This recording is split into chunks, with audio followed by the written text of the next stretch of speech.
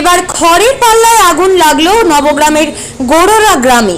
অভিযোগ কয়েকজন দুষ্কৃতীর বিরুদ্ধে। জানা গিয়েছে শনিবার গভীর রাতে হীরা শেখ নামের এক ব্যক্তির খড়ের পাল্লাতে কয়েকজন দুষ্কৃতী আগুন লাগিয়ে দেয়, এমনই অভিযোগ স্থানীয় এবং পরিবারের। তবে কি কারণে দুষ্কৃতীরা আগুন লাগালো এখনো পর্যন্ত স্পষ্ট নয়। প্রায় 14 থেকে 15,000 টাকার খড় আগুনে ভস্মীভূত হয়ে যায় বলে জানা যায়। ঘটনাস্থলে পৌঁছায় নবগ্রাম থানার পুলিশ।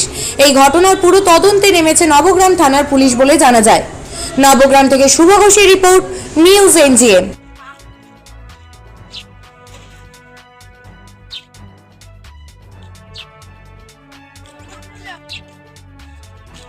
তখন ঘুমিয়েছিলাম রাত্রেবেলা।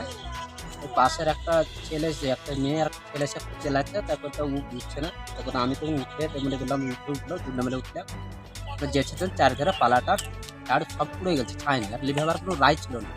এক ধার থেকে দিলে পরে লিভার দিতে, চার ধার থেকে দিয়েছিল, তার মানে লিভার পারিনি। এখনও পালাটা জ্বলছে, তো সবাই এখনো দেখছে, এখনো জ্বলছে আগুন। খেয়ারের জন্য আমরা দেখতে এখন জ্বলছে। হয়েছিল আপনার 11টা থেকে 11:30টার মধ্যে চলেছে। আমরা 12টার সময় চাকর পেয়েছি। ও দেখে গেল, পুলিশ এসেছিল, ডাক্তাররা দেখে গেল, ছবি টবি তুলে নিয়ে গেল। ওটাই দেখে আর কিছু বলল না।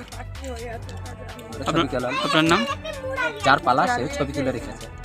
আপনার নাম? আমার নাম সেলিম সিং।